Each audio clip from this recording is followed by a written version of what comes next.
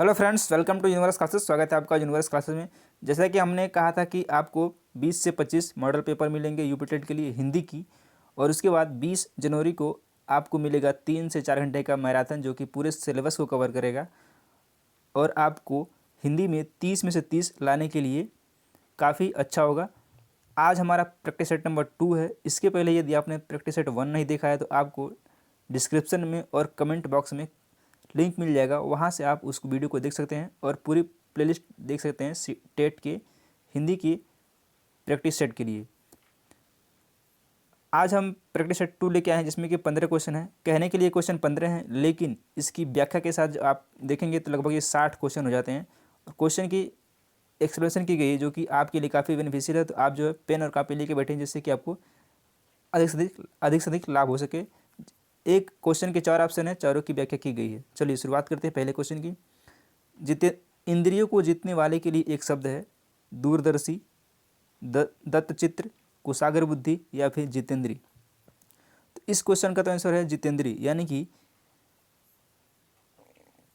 इंद्रियों को जीतने वाले के लिए को जितेंद्री कहते हैं। दूरदर्शी, दूर की सोच रखने वाला, यानी कि दूर तक सोचने वाले को दूरदर्शी बोलते हैं।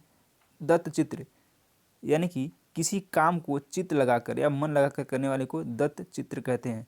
कुशाग्र बुद्धि, बहुत तेज बुद्धि वाले व्यक्ति को कुशाग्र बुद्धि कहते हैं। तो इस तरह से ये पूरी इसकी व्याख्या हो गई। नेक्स्ट क्वेश्चन है, आहा आप आ गए वाक्य में आहा शब्द क्या है? क्या संज्ञा है, सर्वनाम है, अव्यय है या फिर विशेषण है? तो इसका आंसर तो है अव्यय। अब देखते हैं संज्ञा क्या होता है। ऐसे शब्द, उस विकारी शब्द को संज्ञा कहते हैं जिससे किसी विशेष वस्तु या व्यक्ति का बोध होता है, उसे हम संज्ञा कहते हैं। अब आते हैं सर्वनाम। संज्ञा की जगह यूज करने वाले शब्दों को हम सर्वनाम कहते हैं। अब बात करते हैं अव्यय। ऐसे शब्द जिसके रूप में लिंग, वचन, पुरुष, कारक इत्यादि के कारण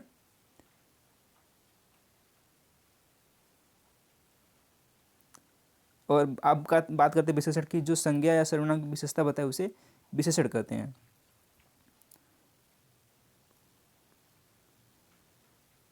निम्नलिखित में से कौन सा शब्द बादल का पर्यायवाची है? नीरद, नीरज, अम्बुज या फिर अम्बु। तो बादल का पर्यायवाची क्या है बताना है आपको। तो बादल का पर्यायवाची है नीरद। अब बात करते हैं ये सब किसके पर्यायवाची हैं। तो ये सब हैं कमल के पर्यायवाची। अब बादल के कुछ पर्यायवाची शब्द और देख लेते हैं। बादल के पर्यायवाची शब्द मेघ हैं, धर हैं, अभ्र है, जिमूत है, वारिधर है, पयोधी। ये सब हैं बादल के पर्यायवाची। अब बात करते हैं कमल की। ये तीनों कमल के पर्यायवाची हैं। कमल के और सारे पर्यायवाची की बात करते हैं तो उत्थल हैं, कुबलय है, इंदिवर, पद्य, नलीन, सरसी रूह। सरसी रूह एक नया शब्द है, सरसी रूह। और फिर जो है पुंडरीक। ये सब किसके? कमल के पर्यायवाची हैं। नेक्स्ट क्वेश्चन है, भिक्षुक में प्रत्यय बताना है। भिक्षुक में कौन सा प्रत्यय है? अ है, उ है, उक है या फिर अक है? तो सबसे पहले प्रत्यय कहते किसे हैं? जो किसी शब्द के अंत में जुड़कर उसका अर्थ बदल दे उसे हम प्रत्यय कहते हैं, या फिर प्रत्यय शब्द के अंत में लगता है। तो भिक्षुक में उक आ रहा है तो भिक्षुक में उक प्रत्यय है। अब बात करते हैं उक प्रत्यय से और क्या बन सकता है। उक से बन जाएगा भावुक, भावुक हो जाएगा। भिक्षुक तो है ही। अब अ से अप्रत्यय में क्या क्या आएगा? काम आ जाएगा, काम, भार, देव। उ प्रत्यय से क्या बनेगा? तनु, तनु हो जाएगा। बधु और प्रिफ, प्रिफ भी उ प्रत्यय लगा है। और अब आते हैं अक में। अक में कौन सा प्रत्यय होगा? चालक, लेखक, गायक। इन सब में अक प्रत्यय है। निम्न शब्दों में वर्तनी की दृष्टि से शुद्ध शब्द की पहचान करें। अंताक्षरी, अंत्याक्षरी, अंत अक्षरी या फिर अंताक्षरी। तो इसमें अंत्याक्षरी शुद्ध है, बाकी सारे शब्द अशुद्ध हैं। Next question, question number 6। विद्यार्थी उदाहरण है, यानी कि विद्यार्थी में कौन सी संधि है बताना है। वृद्ध स्वर संधि, गुण स्वर संधि, व्यंजन संधि या फिर दीर्घ स्वर संधि। तो विद्यार्थी में दीर्घ स्वर संधि है। कुछ और एग्जाम्पल देख लेते हैं। रविंद्र, जैसे रविंद्र, रवि प्लस इंद्र, ये भी हैं, ये बराबर हो जाएगा रविंद्र। और है मही प्लस इंद्र, महेंद्र। ये भी दीर्घ स्वर संधि के उदाहरण हैं। दिग्भ्रम उदाहरण है विसर्ग संधि का। अयाद स्वर संधि का, व्यंजन संधि का या फिर यण स्वर संधि का। तो दिग्भ्रम उदाहरण है व्यंजन संधि का, option number C is correct है।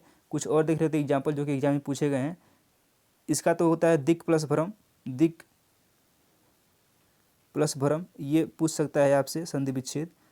दिग्गज का क्या होता है, दिक् प्लस गज, दिक् प्लस गज, ये होता है दिग्गज।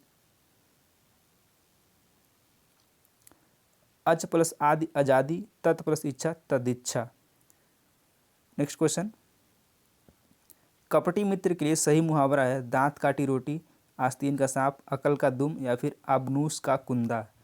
तो कपटी मित्र के लिए होता है आस्तीन का सांप, दांत काटी रोटी के लिए होता है घनिष्ठ मित्रता या फिर घनिष्ठ मित्र, ये होता है दांत काटी रोटी के लिए।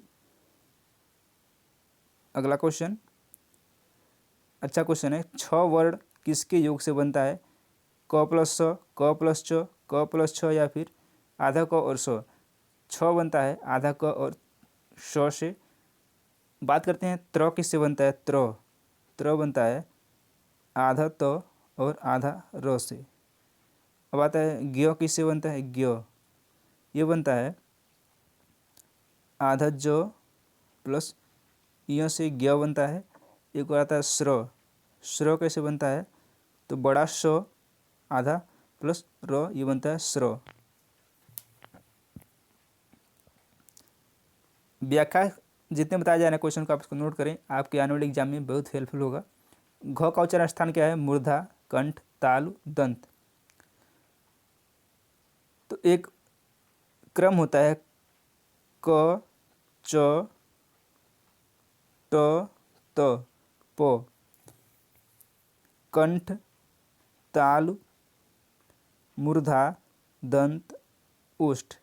यानी कि जो मूर्धा होगा इसमें ट वर्ग के अंतर्गत जितने आएंगे उसका उच्चारण स्थान मूर्धा से होगा। कंठ से होता है क वर्ड, यानी कि क वर्ड के अंतर्गत जितने भी आएंगे क वर्ग के अंतर्गत उनका उच्चारण स्थान कंठ होगा। क ख ग घ अंग, ये से किससे, कंठ से। तालु से आएगा च वर्ग, च छ ज झ य प्लस य, तालु के अंतर्गत आता है।